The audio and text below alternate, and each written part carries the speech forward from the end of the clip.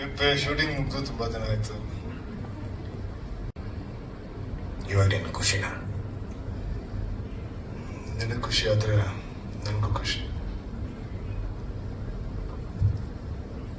ಈ 30ನೇ ತಾರೀಕು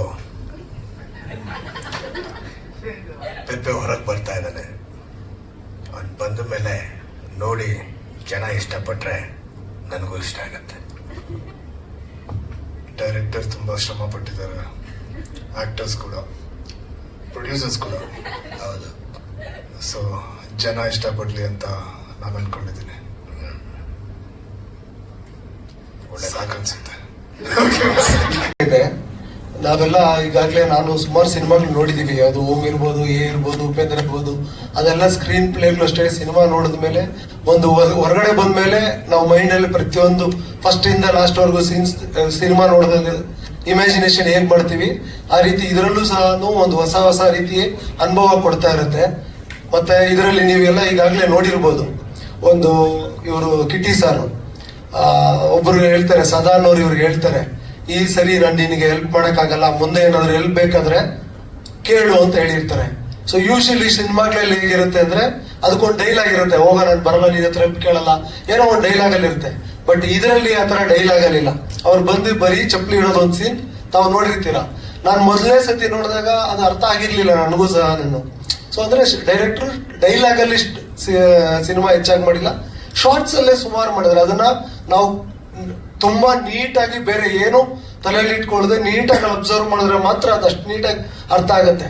ಅಂದ್ರೆ ಆ ಚಪ್ಪಲಿ ಏನಕ್ಕೆ ಇಟ್ರು ಅನ್ನೋದು ನಿಮ್ಗೆ ಮುಂದೆ ಗೊತ್ತಾಗತ್ತೆ.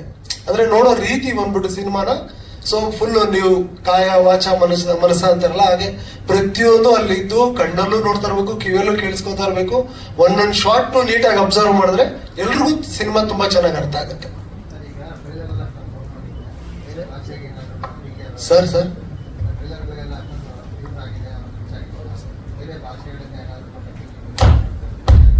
ಸರ್ ಟ್ರೈಲರ್ ಲಾಂಚ್ ಮಾಡಿದ ದಿವಸ ವೆರಿ ನೆಕ್ಸ್ಟ್ ಡೇನೆ ಕಾಲ್ಸ್ ಬಂತು ಬೇರೆ ಭಾಷೆಯಿಂದ. ಅದೇ ಬಟ್ ಬರೀ ಒಂದು ವಾರ ಇದೆಯಲ್ಲ, ರಿಲೀಸ್ಗೆ ಹತ್ರ ಇದೆ.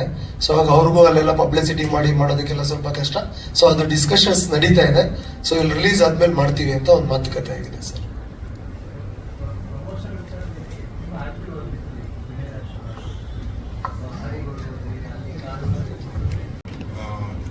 ಇನ್ಕ್ಲೂಡಿಂಗ್ ಮಲ್ಟಿಪ್ಲೆಕ್ಸ್ ಸೇರಿ ಮೇ ಬಿ ಇನ್ನೂ ಇನ್ಕ್ರೀಸ್ ಆಗ್ಬೋದು ಇವತ್ತು ಫೈನಲ್ ಲಿಸ್ಟಲ್ಲಿ. ಸದ್ಯಕ್ಕೆ ಯಾವುದು ಪ್ಲಾನ್ ಇಲ್ಲ. ಒಂದು ನಮ್ಮ ಕನ್ನಡಿಗರ ರೆಸ್ಪಾನ್ಸ್ ನೋಡ್ಕೊಂಡು ಆಮೇಲೆ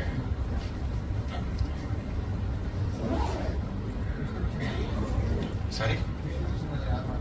ಡಿಸ್ಟ್ರಿಬ್ಯೂಷನ್ KRG ಅವ್ರು ತಗೊಂಡಿದ್ದಾರೆ, ಜೈನ್ ಅವರು ಅದಕ್ಕೆ ಸ್ವಲ್ಪ ಸಾಕು.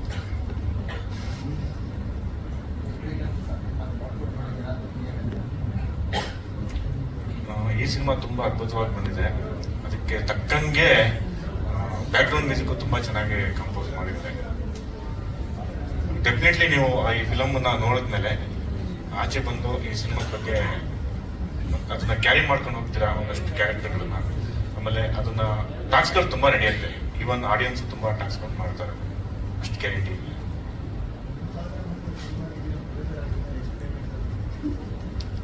ಸರಿ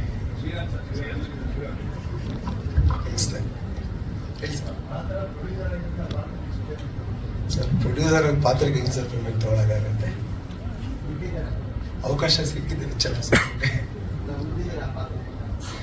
ಸರ್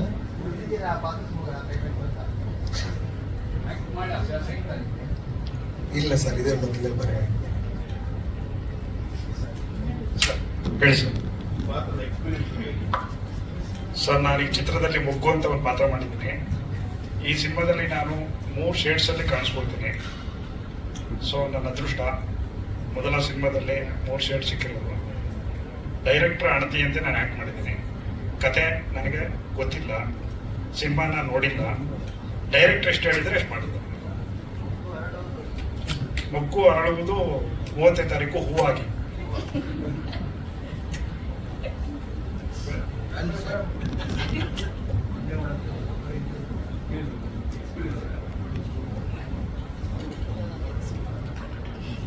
ಎಕ್ಸ್ಪೀರಿಯನ್ಸ್ ಅಂದ್ರೆ ಜನರಲ್ ಆಗಿ ಹೇಳೋದು ತುಂಬಾ ಕಷ್ಟ. ಸಿನಿಮಾದಲ್ಲಿ ನನ್ನ ಪಾತ್ರ ಎಷ್ಟಿತ್ತು ಅದಷ್ಟು ಮಾಡ್ಬೇಕಾದ್ರೆ ಹೇಗೆ ಹೋಲ್ ಸೆಟ್ ಒಂದು ಫೋಕಸ್ಡ್ ಆಗಿರ್ತಿತ್ತು, ಇವನ್ ಡೈರೆಕ್ಟರ್ ಆಗಿರ್ಬೋದು, ಟೆಕ್ನಿಷಿಯನ್ಸ್ ಆಗಿರ್ಬೋದು, ಹೇಗೆ ಬಂದು ಇದನ್ನು ಕಟ್ಟೋದಕ್ಕೆ ಅಲ್ಲಿ ನಿಂತಿದ್ರು, ಅದು ತುಂಬಾ ಹೆಲ್ಪ್ ಮಾಡಿತ್ತು ಕ್ಯಾರೆಕ್ಟರ್ನ ಬಿಲ್ಡ್ ಮಾಡೋಕ್ಕೆ. ಸೊ ಈ ಸಿನಿಮಾದಲ್ಲಿ ಪಾತ್ರ ತುಂಬಾ ನನಗೆ ತುಂಬಾ ಇಷ್ಟ ಆಗಿರುವಂಥ ಕ್ಯಾರೆಕ್ಟರ್ ಅದು, ಅಂತ ಒಂದು ಪವರ್ಫುಲ್ ಆಗಿರುವಂಥ ಕ್ಯಾರೆಕ್ಟರ್ ಅಂತ ನನಗನ್ಸುತ್ತೆ. ತುಂಬಾ ಸ್ಟ್ರಾಂಗು, ತುಂಬಾ ಅನ್ಯೂಶುವಲ್ ಕೂಡ. ಸೊ ತುಂಬಾ ಅಂದ್ರೆ ತುಂಬಾ ಖುಷಿ ಇದೆ ಈ ಪಾತ್ರ ಮಾಡೋದಕ್ಕೆ ಸಿನಿಮಾದಲ್ಲಿ. ತುಂಬಾ ಮಾತಾಡ್ಬೇಕು ಅಂತ ಕಡೆ ಇರುತ್ತಲ್ಲ, ಕೇಳಿ ಕೆಲವು ಪ್ರಶ್ನೆಗಳು ಕೇಳಬೇಕು.